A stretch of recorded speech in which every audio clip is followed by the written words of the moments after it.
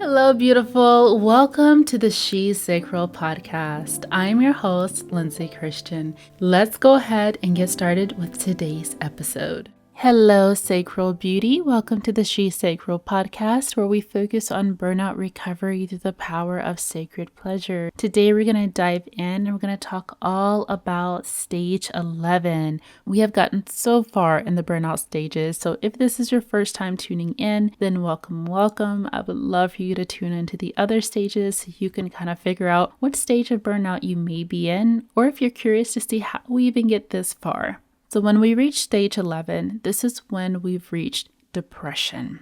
Okay, so we have become way more than sad. We are emotionally flatlined, we're unmotivated, you're in a fog, you don't feel like you're here, you've lost your sense of identity, you don't even recognize your spirit anymore, you don't feel connected whatsoever, and now you have just gone into the space of depression. And this can be really scary because there's really nothing we can mask anymore at this point. A lot of times it is often misunderstood, especially if you have high functioning depression as a woman. It can be misunderstood as you're being lazy or a sign of weakness. Your body and spirit have been in survival mode for so long that now it's just completely offline.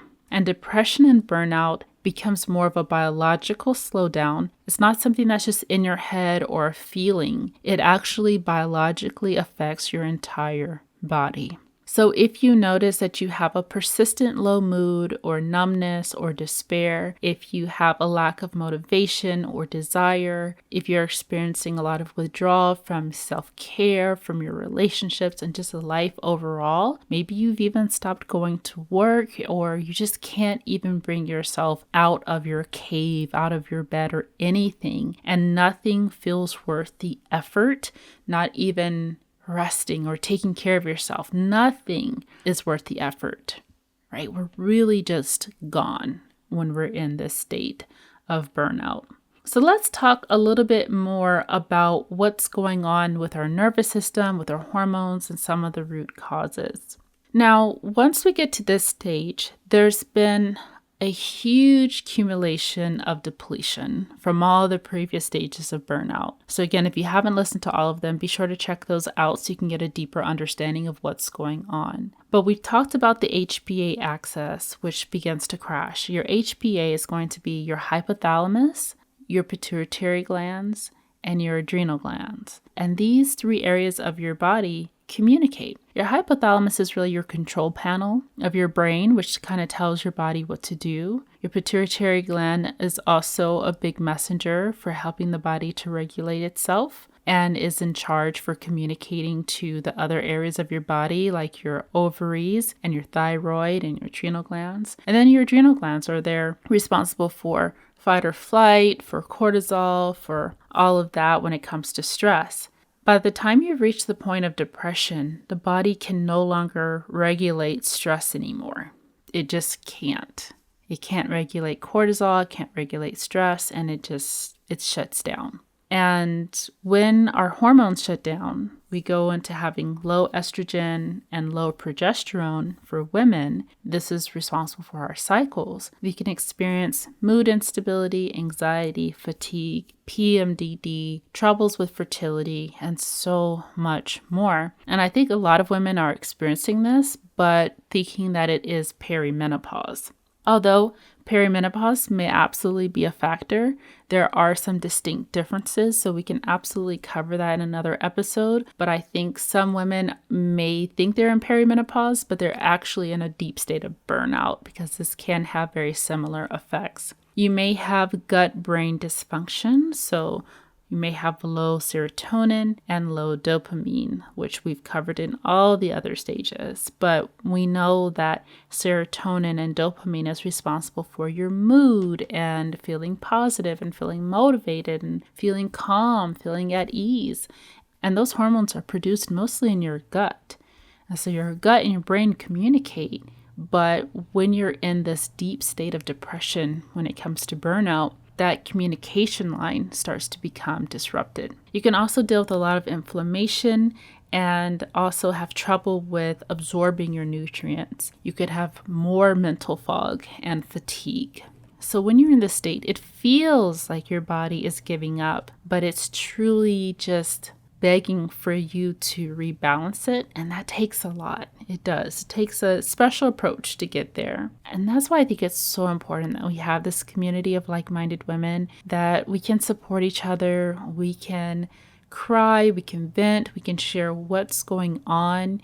And we can even have a buddy system where we're checking in with each other, because this can get really scary. I think it's important to have a space where you can connect to like-minded women that are also struggling as well. So if you are looking for a space that feels safe, that feels like you can find yourself again, then definitely click the link down below. And if you're looking for deeper one-on-one support, there's also a link there as well where we can walk through a session together and figure out what's going on and give you some more personalized advice in getting yourself back together again. All right, so we've covered how this affects our body and our hormones and our nervous system. Let's talk about how this feels emotionally, or some things you may find yourself saying. I don't care anymore.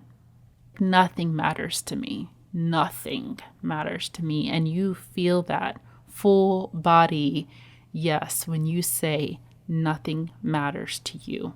I don't care. It can feel really frustrating when you can't feel good. You can't feel pleasurable anymore. You can't feel excited. You can't feel anything. And sometimes it can be confusing for a lot of people, because when someone is going through depression, oftentimes we are making the assumption that, they're just really sad or something really happened and now they're depressed.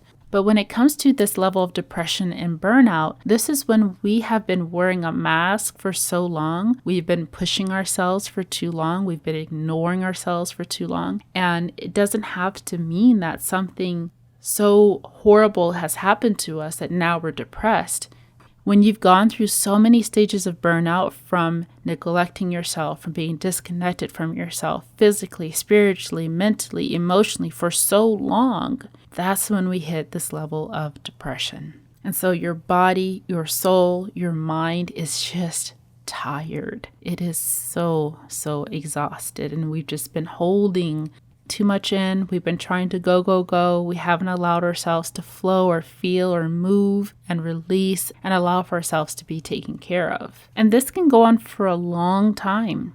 And without restoration, chronic depression can deepen that long-term disconnection. Some of you may have been in the stage of burnout or depression for years, and maybe you've just learned how to navigate life through it, but it still eats away at you every single day. And I think when you haven't experienced this, a lot of people may say, well, just snap out of it. Just get over it. Let it go. Move on already. We can't snap our way out of this stage. You really have to nourish and nurture your body out of this stage. That's the only way. You can't force yourself out of it. That forceful energy is what kind of created the burnout to begin with.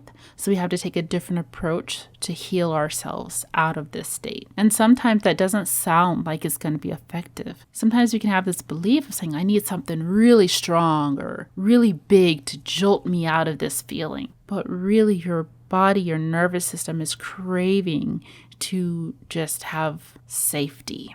I think that's what it all comes down to, is allowing for yourself to feel safe again. I'm so sorry if you are in this stage, because it is tough. It is scary. Sometimes we cannot see the light. We may not even know how we're going to get out of this stage. Some things you could do to help your body feel safe again is, one, nourishment. Nourishment is huge. I know it sounds really light and simple, but nourishing your body is going to be really, really helpful. You'd be surprised how much having a lack of nutrients or certain vitamins or minerals can actually cause for you to be depressed. I remember at one point my iron had gotten so low that I just felt really, really depressed. And it was only for that moment, but I felt this really low energy where I was just like crying. I felt very irritable. I felt very withdrawn. I felt very isolated. And I knew something was wrong because I felt this drop, right? I felt a huge drop. in my mood that I didn't feel a couple of days ago. So when our body is not properly nourished and it doesn't have what it needs, we will go through experiences like this where we actually start to feel depressed and low mood. So nourish your body, get those minerals in, get that iron, get the magnesium, get the B vitamins, get your protein in, have some warm grounding meals, some soups, some root vegetables that help the body to nourish itself and feel nice and safe. Healthy fats are also huge for helping you to feel more at ease. Your brain is 60% fat. So if it doesn't have enough fats, you will literally run into feeling very depressed because the brain doesn't have what it needs. So getting those omega-3s in will really help with your mood, your energy, your hormones, your nervous system, everything. And that's going to actually help those neurotransmitters in your brain just by having those healthy fats. It's so, so important. You can literally feel mentally sluggish and tired and disconnected from your own thoughts and emotions by not having enough fats. Also, stay hydrated. I don't know about you, but at times when I would get dehydrated, I would also have a really low mood as well. And make sure that you're at least getting 10 minutes of sunlight every single day to be sure to reset your body's rhythm. The sun is so important, especially when it comes to supporting our circadian rhythm, our melatonin, and making sure that we are nice and regulated. Now, besides those physical things that you can do to kind of help you through this process of getting out of this stage of burnout, if you can bring yourself to just light a candle for 5 to 10 minutes in just pure quiet, or even just some calming music, whatever aligns with you, you'd be surprised at how much that will start to shift your energy because you're going to start to build a very, very light routine. And we don't want to set any expectations for the actions that we take or the things that we do because we're going to be looking for something. It's just about presence. It's just about being in this moment. You would be amazed at how effective and impactful that is. And of course, if you're looking for that deep one-on-one support that's more personalized for you, depending on what you're going through, we can even discuss what stage of burnout you're really in, your burnout archetype, and so much more. Then definitely be sure to click the link down below so we can discover that together and know that you don't have to do this alone. All right, well, this concludes our episode today on stage 11. Up next, we have our final stage of burnout, which is stage 12, when we reach full-on collapse. So that's really important, and I hope no one reaches that stage. But if you've gone through that before, if you feel like you're getting close to it, then that is definitely the episode for you. So be sure to tune in. As always, thank yourself so much for showing up today, and thank you for tuning in to the She Sacral podcast.